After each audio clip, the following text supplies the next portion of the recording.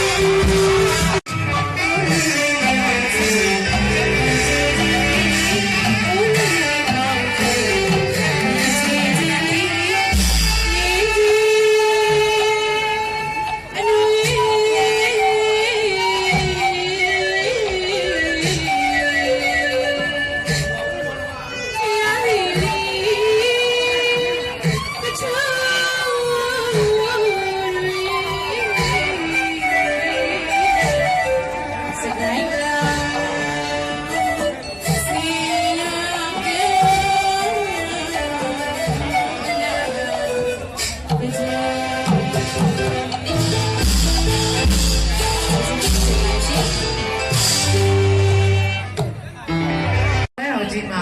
ုတိယအကြိမ်မြောက်မိဘုံမြန်လွှတ်တင်ပူဇော်ပွဲအခမ်းအနားရဲ့ပထမဦးဆုံးလွှတ်တင်မဲ့မိဘုံမြန်ဖြစ်ပါတယ်။ဒီမိဘုံမြန်ဟာအရေတော်မြို့ကိုစားပြုမိဘုံမြန်ဖြစ်ပါတယ်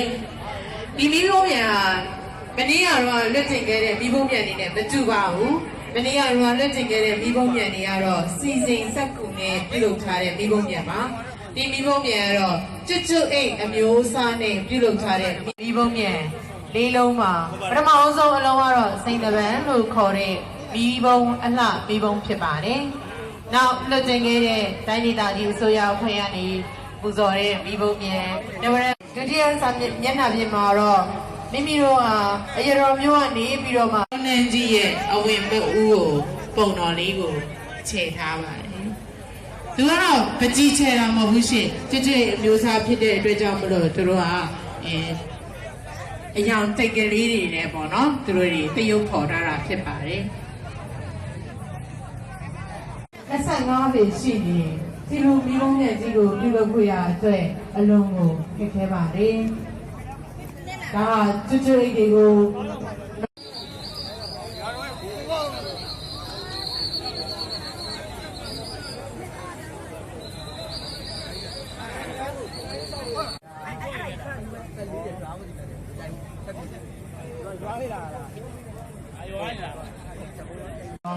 ကောင်းမှုတော်မျိုးကောင်းမှုတော်မြတ်စွာဘုရားကြီးရဲ့အဝင်မဟုတ်ဘူး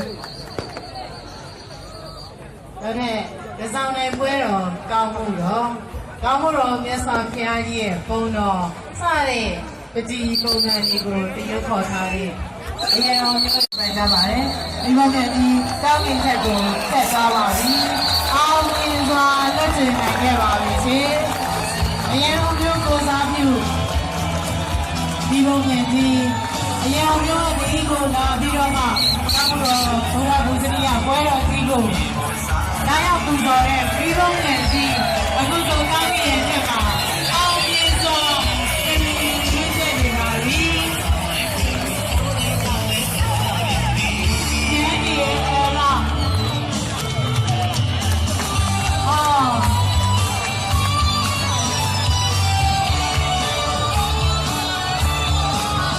ဒီဘောင်းနဲ့ဒီဟာဒီဆောင်မျိုးနဲ့ဒီဆိုလို့ရှိရင်ဘုရားဘုရားပွဲတော်ကြီးရဲ့ဒုတိယနေ့ဒီဘောင်းနဲ့လွတ်တဲ့ပူဇော်ပွဲမှာပထမဦးဆုံးလွတ်တဲ့ဒီဘောင်းနဲ့ဒီ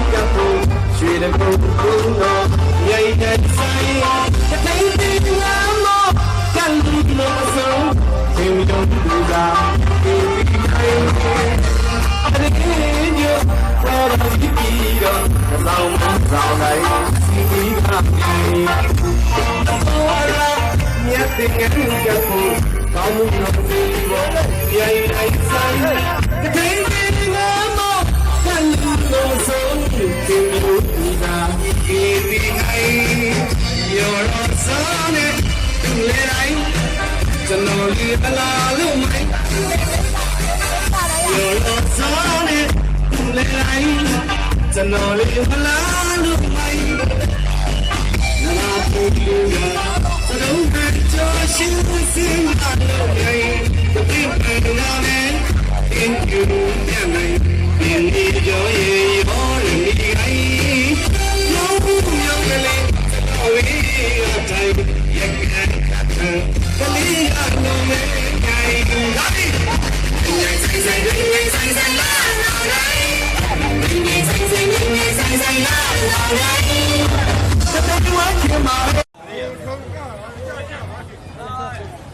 ကျွန်တော်တကယ်ချင်းပြည်သူရှင်စောမျိုးထက်ရဲ့အခမ်းချော်ပေးမှုစီစဉ်ဖြစ်ပါပြီခင်ဗျာလက်ခုံလေးနဲ့ကြိုဆိုပေးပါဦးခင်ဗျာ ဒုတိယမြောက်လွတ်ဒီစုမဲ့ပါတယ်စကိုင်းမြို့မှာရှိနေတဲ့ရာဇာမင်းစလာကောင်းမှုတော်မြတ်စွာဘုရားကြီးရဲ့ဘုရားဘုဇနီးရပွဲတော်မှာအရေတော်မျိုးကနေပြီး